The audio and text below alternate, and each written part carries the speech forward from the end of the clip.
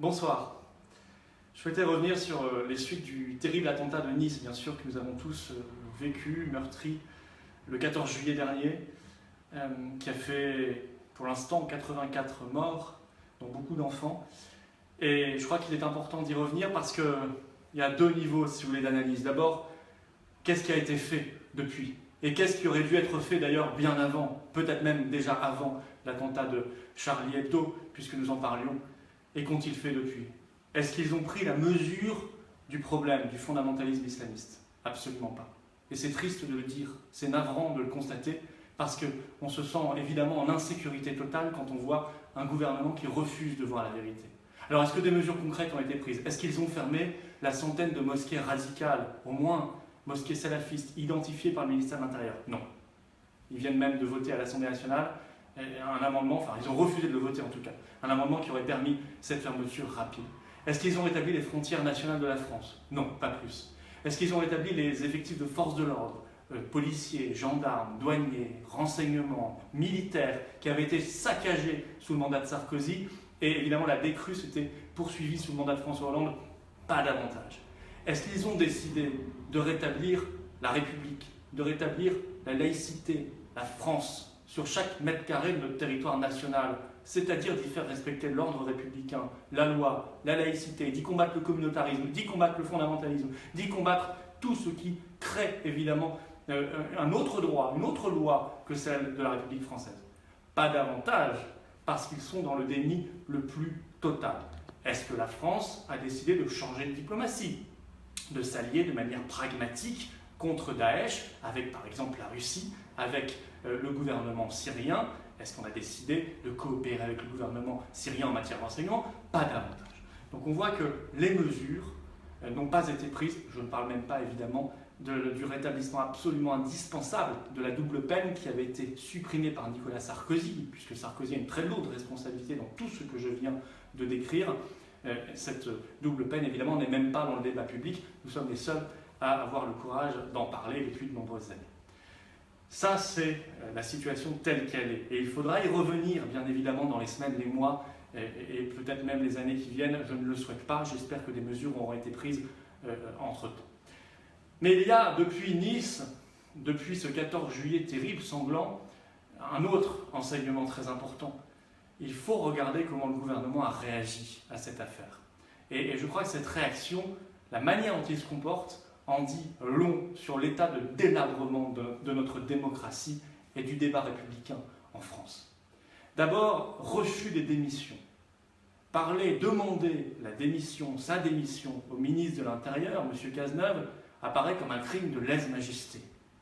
Je signale que la démission, c'est un principe républicain, c'est un principe de responsabilité, que les ministres ne sont pas là pour dicter leurs lois au peuple français, ils sont là comme serviteurs du peuple français. Le mot ministre, ça veut dire serviteur. En Belgique, après les attentats de Bruxelles, immédiatement, les ministres de l'Intérieur et de la Justice ont présenté leur démission au chef du gouvernement, qui l'avait refusé, mais au moins le geste politique était là. Ils reconnaissaient leur responsabilité à minima politique. M. Cazeneuve, avec son bilan, plus de 230 morts en 18 mois dans des attentats, refuse même d'envisager l'idée de présenter sa démission. Je crois que ça en dit vraiment long sur la démocratie française, sur ce qu'il en reste, en tout cas, c'est-à-dire pas grand-chose. Ensuite, on a vu un ministre de l'Intérieur, aidé par tout le gouvernement, se victimiser de manière absolument abjecte. J'ai vraiment envie d'employer ce terme, de manière abjecte, de manière outrancière. On a le sentiment au final que la principale victime de cet attentat, c'est lui. Qu'on n'a pas le droit de l'attaquer, qu'on n'a pas le droit d'attaquer sa pauvre petite personne, parce que ce serait méconnaître le travail réalisé par les services de police, de gendarmerie, de renseignement, etc.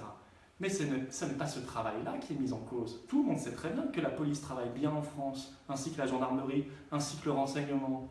En revanche, tout le monde sait que les directives, les décisions politiques qui viennent d'en haut, a fortiori du ministre de l'Intérieur, ne sont pas les bonnes, ne vont pas dans la bonne direction, ne sont pas celles qui devraient être prises. Et donc, critiquer le travail de M. Cazeneuve, c'est tout à fait normal en démocratie, c'est tout à fait sain, c'est même absolument indispensable et utile à l'avancée du débat. Et puis, il y a évidemment la manière même dont ce gouvernement veut aborder l'après-Nice. la manière dont il traite les opposants, l'opposition politique, la manière dont il aborde le débat politique. Il ne faut pas se laisser avoir par les termes, par les mots qui sont employés, qui sont souvent des mots pièges. Je prends quelques exemples. Apporter des critiques, critiquer le gouvernement se transforme immédiatement en une polémique. Critiquer, c'est polémiquer. Émettre des propositions, avancer des idées, c'est indécent. Considérer que le gouvernement n'a pas fait tout ce qu'il devait faire, c'est indigne. Et on nous dit unité nationale, dignité, décence, refus des polémiques, donc vous devez vous mettre au garde à vous derrière le gouvernement et derrière la parole du chef de l'État, chef du gouvernement, chef de la place Beauvau, en l'occurrence M. Cazeneuve. C'est absolument inadmissible. Il n'y a pas de polémique quand on débat. Il n'y a pas d'indécence quand on fait des propositions. Il n'y a pas d'indignité quand on critique à juste titre le travail et le bilan absolument déplorable d'un gouvernement. Il y a le rôle glorieux du débat politique, le rôle glorieux de la démocratie et de l'opposition dans une vraie démocratie. Et ça, je pense que c'est à nous de le marteler et de ne pas accepter d'être terrorisé en quelque sorte par ce vocabulaire qui est employé. Encore une fois, on ne polémique pas, on n'est pas dans l'indécence, on est dans le travail parlementaire, dans le travail politique, dans le travail de débat démocratique, républicain, qui est absolument indispensable pour que la France soit demain beaucoup plus en sécurité qu'elle ne l'est aujourd'hui.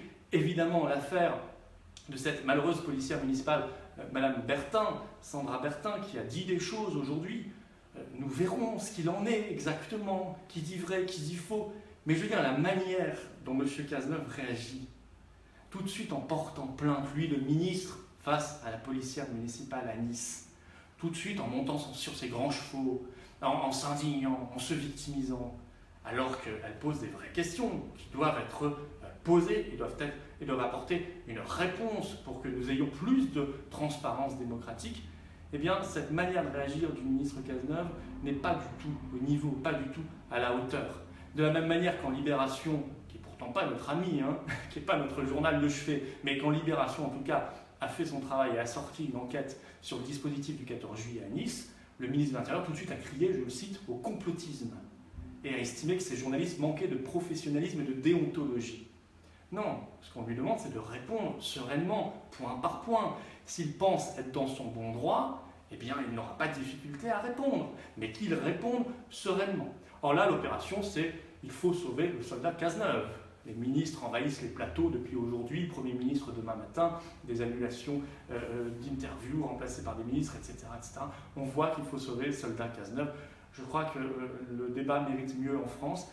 Ne nous étonnons pas que ces gens-là, les mêmes qui ont tant de mépris pour le peuple français et le débat démocratique, refusent les référendums, refusent le référendum qui a été fait au Royaume-Uni sur l'appartenance à l'Union européenne, traitent de tous les mots le peuple français lorsqu'il veut s'exprimer, lorsqu'il veut prendre la parole.